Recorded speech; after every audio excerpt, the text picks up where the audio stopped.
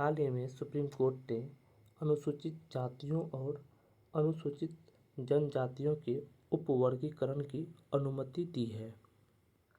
सबसे पहले हम देखेंगे यह चर्चा में क्यों है।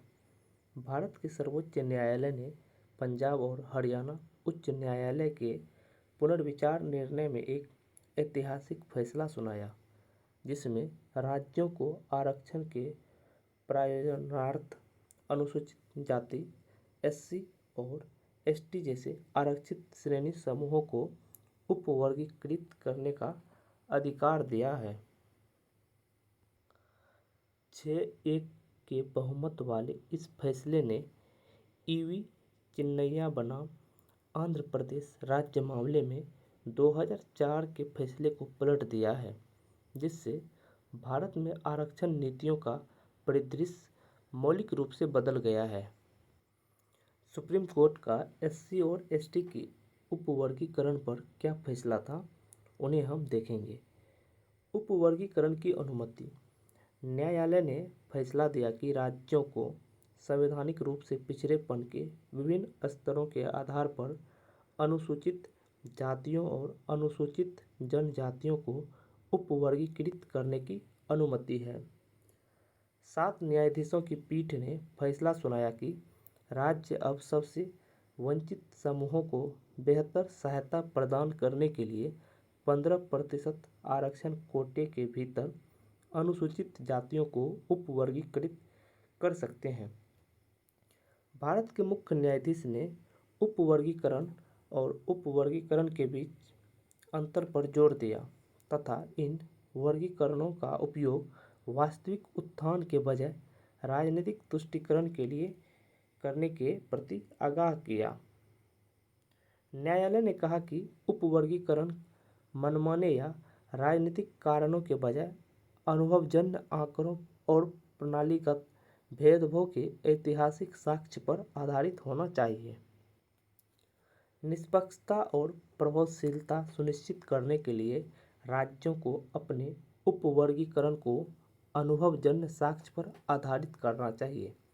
न्यायालय ने स्पष्ट किया कि किसी भी उपवर्ग के लिए 100% आरक्षण स्वीकार्य नहीं है। उपवर्गीकरण पर राज्य के निर्णय राजनीतिक दुरुपयोग को रोकने के लिए न्यायिक समीक्षा के अधीन है। सर्वोच्च न्यायालय ने फैसला दिया है कि क्रीमी लेयर सिद्धांत, जो पहले केवल अन्य पिछड़ा वर्ग यानी ओबीसी पर लागू होता था, जैसे कि इंदिरा सहनी मामले में उजागर किया गया था, अब एससी और एसटी पर भी लागू होना चाहिए। इसका मतलब है कि राज्यों को एससी और एसटी के भीतर क्रीमी लेयर की पहचान करनी चाहिए और उसे आरक्षण के लाभ से बाहर करना चाहिए। यह निर्णय आरक्षण के लिए अधिक सूक्ष्म दृष्टिकोण की आवश्यकता पर प्रतिक्रिया करता है। यह सुनिश्चित करता है कि लाभ उन लोगों तक पहुँचे जो वास्तव में वंचित हैं। अदालत ने कहा कि आरक्षण केवल पहली पीढ़ी तक ही सीमित होना चाहिए। यदि परिवार में किसी पीढ़ी ने आरक्षण का लाभ ले लिया है और उच्च दर्जा प्राप्त कर लिया है, तो आरक्षण का लाभ तार्किक रूप से दूसरी पीढ़ी को उपलब्ध नहीं होगा। इस फैसले का तर्क। न्यायालय ने माना कि प्रणालीगत भेदभाव अनुसूचित जातियों और जनजातियों के कुछ सदस्य को आगे बढ़ने से रोकता है और इसलिए संविधान के अनुच्छेद 14 के तहत उपवर्गीकरण इन असमानताओं को दूर करने में मदद कर सकता है। यह दृष्टिकोण राज्यों को इन समूहों के सबसे वंचित लोगों को अधिक प्रभावी ढंग से सहायता प्रदान करने के लिए आरक्षण नीतियों को तैयार करने की अनुमति देता है। अब हम उपवर्गीकरण मुद्दे का संदर्भ किस कारण से आया, उसे जानते हैं। अनुसूचित जातियों यानी एससी के उपवर्गीकरण का मुद्दा और इसे 7 न्यायाधीशों की पीठ को भेजे जाने की पहल पंजाब राज्य बनाम दविंदर सिंह 2020 के मामले में 5 न्यायाधीशों की पीठ द्वारा की गई थी। इस संदर्भ के लिए प्राथमिक कारक निम्नलिखित थे। ईवी चिन्नैया निर्णय पर पुनर्विचार। 5 न्यायाधीशों की पीठ ने ईवी चिन्नैया बनाम आंध्र प्रदेश राज्य 2004 के निर्णय पर पुनर्विचार करने का आवश्यक पाया। ईवी चिन्नैया मामले में दिए गए फैसले में कहा गया था कि अनुसूचित जातियों के भीतर उपवर्गीकरण स्वीकार्य नहीं है, क्योंकि अनुसूचित जातियां एक समरूप समूह है। पंजाब अनुसूचित जाति और पिछड़ा वर्ग सेवाओं में आरक्षण अधिनियम 2006 इस मामले में विशिष्ट कानूनी चुनौती पंजाब अनुसूचित जाति और पिछड़ा वर्ग अधिनियम 2006 की धारा 4 क्लॉज 5 की वैधता से संबंधित थे। इस प्रावधान के अनुसार सीधी भर्ती में अनुसूचित जातियों के लिए आरक्षित 50% रिक्तियां उनकी उपलब्धता के आधार पर वाल्मीकि और मजहबी सिखों को प्रदान की जाएंगी। उच्च न्यायालय का निर्णय। पंजाब एवं हरियाणा उच्च न्यायालय की एक खंडपीठ ने 2010 में ईवी चिन्नैया निर्णय पर भरोसा करते हुए इस प्रावधान को रद्द कर दिया। उच्च न्यायालय ने फैसला दिया कि अनुच्छेद 341 क्लॉज ए के तहत राष्ट्रपति के आदेश में सभी जातियां एक समरूप समूह हैं और उन्हें आगे विभाजित नहीं किया जा सकता है। ईवी चिन्नैया मामले में निर्णय में यह स्थापित किया गया कि संविधान का अनुच्छेद 341 जो राष्ट्रपति को अनुसूचित जातियों की पहचान करने और उन्हें अधिसूचित करने का अधिकार देता है, आरक्षण का आधार है। अनुच्छेद 341 के अनुसार अनुसूचित जातियों की पहचान और वर्गीकरण केवल राष्ट्रपति द्वारा राज्यपाल के परामर्श तथा सार्वजनिक अधिसूचना के माध्यम से किया जा सकता है। अब हम उपवर्गीकरण के पक्ष और विपक्ष में तर्क देखते हैं। उपवर्गीकरण के पक्ष में तर्क क्या है, उन्हें देखते हैं। बढ़ी हुई लचीलापन। उपवर्गीकरण से केंद्र और राज्य दोनों सरकारों को ऐसी नीतियां तैयार करने की अनुमति मिलती है जो SC/ST समुदायों के सबसे वंचित लोगों को आवश्यकताओं को बेहतर ढंग से पूरा करती है। दूसरा, सामाजिक न्याय के साथ संरेखण। समर्थकों का तर्क है कि उपवर्गीकरण उन लोगों को लक्षित लाभ प्रदान करके सामाजिक न्याय के संवैधानिक लक्ष्य को प्राप्त करने में मदद करता है जिन्हें उनकी सबसे अधिक आवश्यकता है। तीसरा, संवैधानिक प्रावधान। संविधान का अनुच्छेद 16 क्लॉज 4 यह प्रावधान पिछड़े वर्गों के लिए आरक्षण की अनुमति देता है जिनका राज्य सेवाओं में अपर्याप्त प्रतिनिधित्व है। अनुच्छेद 15 क्लॉज 4 राज्य को समाज के सामाजिक और शैक्षणिक रूप से पिछड़े वर्गों जैसे अनुसूचित जाति और अनुसूचित जनजाति के हितों और कल्याण को बढ़ावा देने के लिए विशेष व्यवस्था बनाने का अधिकार देता है।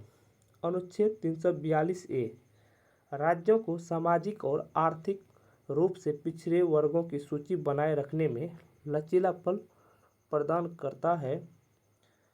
अब हम उपवर्गीकरण के विरुद्ध में तर्क देखेंगे। अनुसूचित जातियों और अनुसूचित जनजातियों की एकरूपता। आलोचकों का तर्क है कि उपवर्गीकरण से अनुसूचित जातियों और अनुसूचित जनजातियों की एकरूप स्थिति को नुकसान पहुंच सकता है जिन्हें राष्ट्रपति सूची में एक समरूप समूह के रूप में मान्यता दी गई है। असमानता की संभावना। ऐसी चिंताएं हैं कि उपवर्गीकरण से और अधिक विभाजन हो सकता है तथा अनुसूचित जाति समुदाय के भीतर असमानताएं बढ़ सकती है। सुप्रीम कोर्ट के फैसले का क्या महत्व है, उसे हम देखेंगे। पिछले निर्णय को खारिज करना।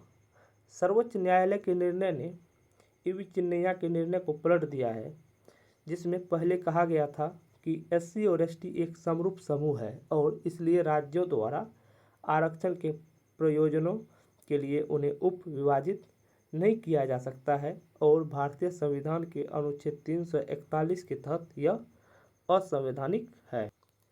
भारत के मुख्य न्यायाधीश ने कहा कि अनुसूचित जातियों और अनुसूचित जनजातियों को उपवर्गीकृत करने का नया फैसला संविधान के अनुच्छेद 14 या 341 का उल्लंघन नहीं करता है। राज्य कानूनों पर प्रभाव। इस निर्णय में विभिन्न राज्य कानूनों को बरकरार रखा गया है जिन्हें पहले रद्द कर दिया गया था, जैसे कि पंजाब और तमिलनाडु के कानून जो राज्यों को एससी और एसटी समूहों के भीतर उप श्रेणियां बनाने की अनुमति देते हैं। पंजाब सरकार की 1975 की अधिसूचना, जिसने अनुसूचित जाति के आरक्षण को वाल्मीकि और मजहबी सिखों के लिए श्रेणियों में विभाजित किया था, को शुरू में बरकरार रखा गया था, लेकिन बाद में ईवी चिन्नैया फैसले के बाद इसे चुनौती दी गई। आरक्षण का भविष्य। राज्यों के पास अब उप वर्गीकरण नीतियों को लागू करने का अधिकार होगा, जिससे अधिक सूक्ष्म और प्रभावी आरक्षण रणनीतियां बन सकेंगी। यह निर्णय आरक्षण के प्रशासन के लिए एक नई मिसाल कायम करता है तथा संभवतः देश भर में इसी प्रकार के मामलों और नीतियों को प्रभावित करेगा। उपवर्गीकरण के लिए चुनौतियां क्या हैं, उन्हें देखेंगे। डेटा संग्रहण और साक्ष्य। अनुसूचित जातियों और अनुसूचित जनजातियों के विभिन्न उपसमूहों की सामाजिक आर्थिक स्थितियों पर सटीक और व्यापक डेटा एकत्र करना आवश्यक है।